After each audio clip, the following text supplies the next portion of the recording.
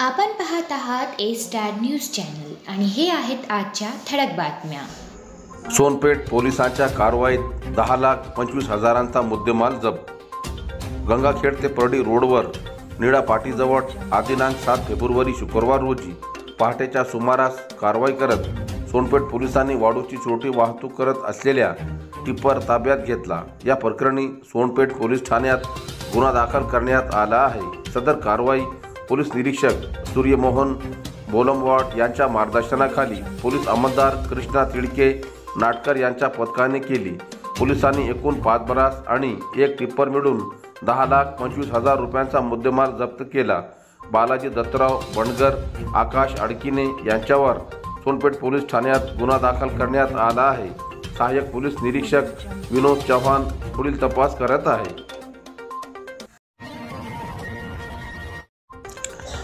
Petrol pump परिसरात लागलेल्या आगीत 20 लाख रुपयांचे नुकसान। परभणी तालुक्यातील सिंगणापूर जवळ असलेल्या एका पेट्रोल पंप परिसरातील साहित्याला अचानक आग लागल्याची घटना 6 फेब्रुवारी गुरुवार रोजी रात्री 10:30 वाजेच्या सुमारास घडली। आगीत गॅस सिलेंडर, ट्रॅक्टर, इंधन कंटेनर व साहित्य जळाले। परभणी अग्निशमन दलाच्या पथकाने घटनास्थळी धाव घेत आग विझविली। सुदैवाने या आगीच्या घटनेत कोणतीही जीवितहानी झाली नाही। आगीचे नेमके कारण समजू शकले नाही। परभणी महानगरपालिकेच्या अग्निशमन दलाला गुरुवारी रात्री फोनवर माहिती मिळाली। सिंगणापूर फाटा येथे असलेल्या तिरुपती पेट्रोल पंप परिसरात आग लागली होती। या आगीत गॅस सिलेंडर, ट्रॅक्टर, इंधन कंटेनर असे साहित्य जळाले। जवळपास या घटनेत 20 लाख रुपयांचे नुकसान झाल्याचा अंदाज आहे। सामाजिक उत्तरदायित्व जोपासणारा उपक्रम। तहसीलदार राजेश सरोदे। घराघरात वर्तमानपत्र टाकणाऱ्या सहकार्याचा विमा व त्यांच्या पाल्यांना शैक्षणिक साहित्य वाटप करण्याचा, तळागाळातील सहकार्यांना मदतीचा हात पुढे करणारा व त्यांच्या पाल्याची काळजी घेणारा स्तुत्य उपक्रम असून हे उपक्रम समाजातील प्रत्येक घटकांनी राबविले पाहिजे, असे प्रतिपादन जिंतूर तहसीलदार राजेश सरोदे यांनी केले। जिंतूर येथील व्हॉइस ऑफ मीडियाचे राज्य कार्याध्यक्ष व तालुका प्रेस क्लबचे संस्थापक विजय चोरडिया यांच्या वाढदिवसानिमित्त आयोजित कार्यक्रमात ते बोलत होते। यावेळी व्यासपीठावर सुंदरलाल सावजी बँकेचे अध्यक्ष मुकुंद सावजी कळमकर, प्राचार्य डॉक्टर श्रीधर भोंबे, गटविकास अधिकारी सुभाष मानकर, व्यापारी महासंघाचे अध्यक्ष रमेश दरगड, नायब तहसीलदार प्रशांत राखे, पत्रकार राजाभाऊ नगरकर आदींची उपस्थिती होती। यावेळी बोलताना सरोदे म्हणाले की सामाजिक भान व जाण ठेवणारा हा कार्यक्रम असून विजय चोरडिया यांनी नेहमी सामाजिक बांधिलकी जोपासली आहे। विविध सामाजिक उपक्रमात त्यांचा सहभाग असतो।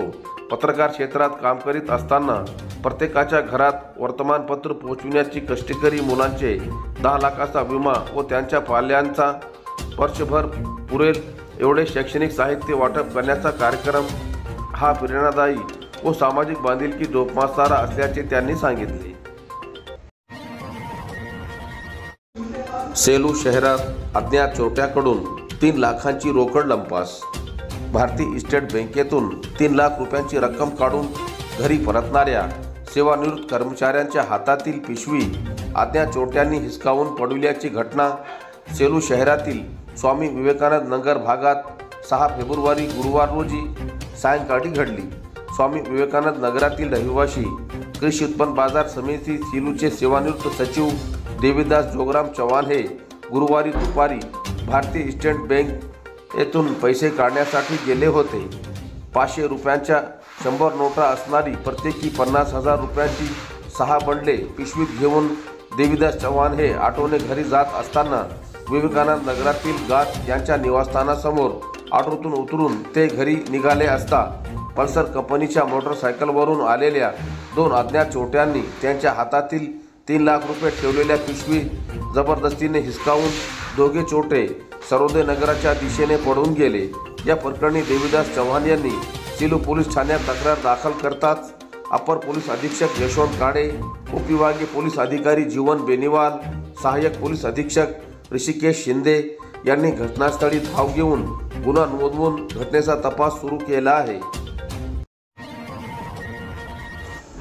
किसान सभेच्या वतीने गंगाखेड तहसील कार्यालयात निदर्शने।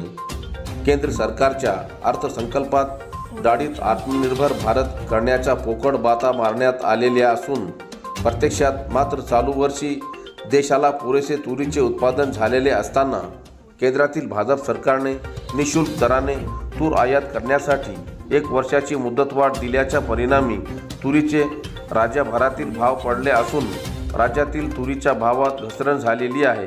नोव्हेंबर 2024 मध्ये 11,700 पर्यंत असलेल्या तुरीचे भाव आज रोजी 7,000 ते 7,300 पर्यंत खाली उतरले आहे। शेतकऱ्यांचे तूर मळणी हंगाम सुरू झाला असून अजूनही भाव पडण्याची शक्यता नाकारता येत नाही।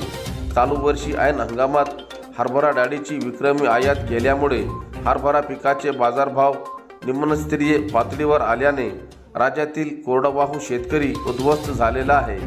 दुष्काळ, अतिवृष्टी, नैसर्गिक आपत्ती, महागाई व पडलेल्या बाजारभावामुळे मेटाकुटीला आलेल्या शेतकरी आत्महत्येच्या खाईत लोटला जात आहे। सरकारच्या शेतकरी विरोधी धोरणामुळे सोयाबीन 15 वर्षाच्या निम्नतम पातळीपर्यंत खाली आलेले आहेत। नाफेडद्वारे केली जाणाऱ्या खरेदीत शेतकरी उत्पादक कंपन्यांकडून शेतकरी अक्षरशः पिळून काढला जात आहे।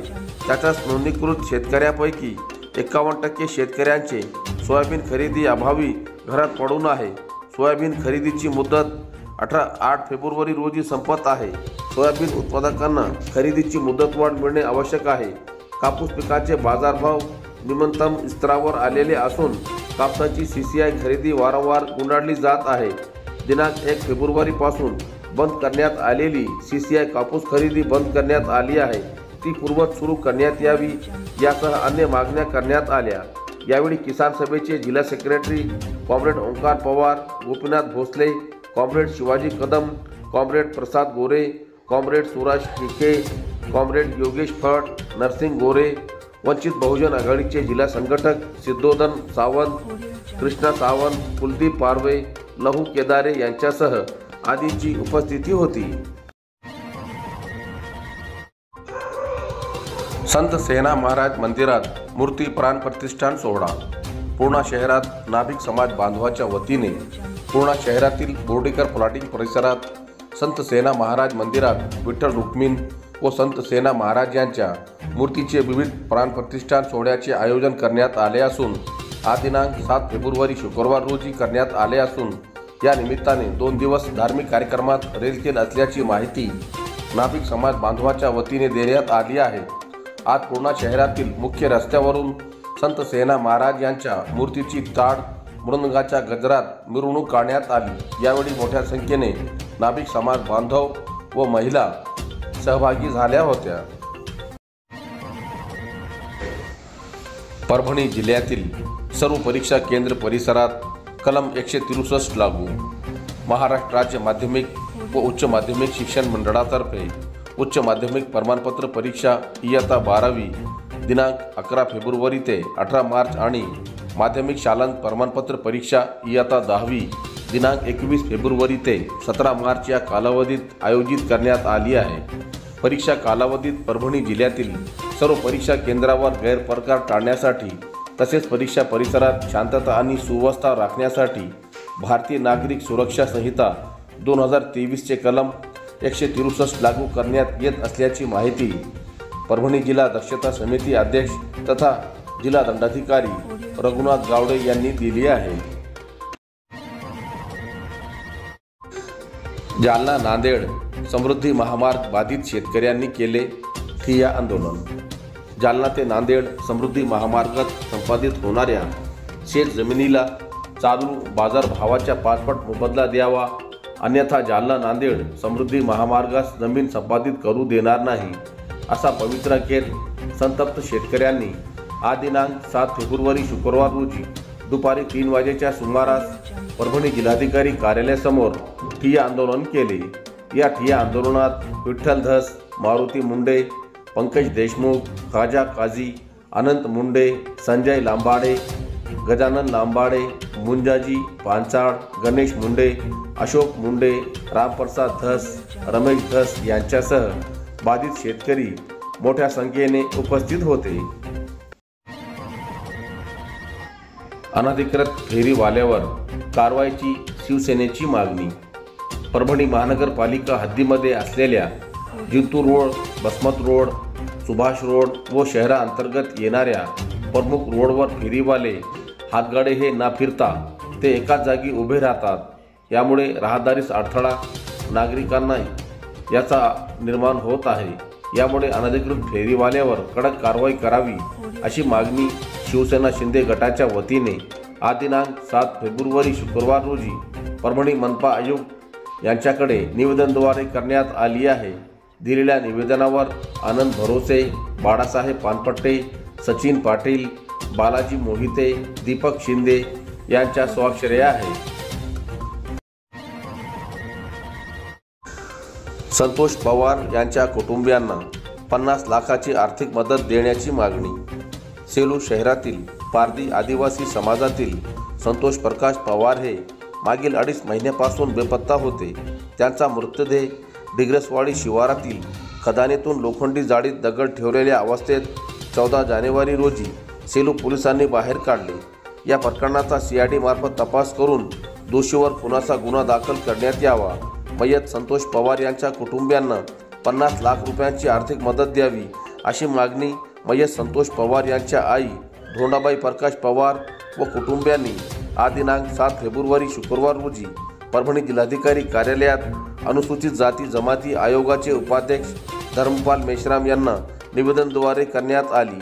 यावेळी पारधी आदिवासी समाजातील धोंडाबाई प्रकाश पवार, आरती पवार, दुर्गा पवार, माधवी पवार, मीरा पवार उपस्थित होते. परभणी जिल्ह्यातील घडामोडी सर्वात अगोदर पाहण्यासाठी आपल्या चॅनलला लाईक आणि सबस्क्राईब करायला विसरू नका.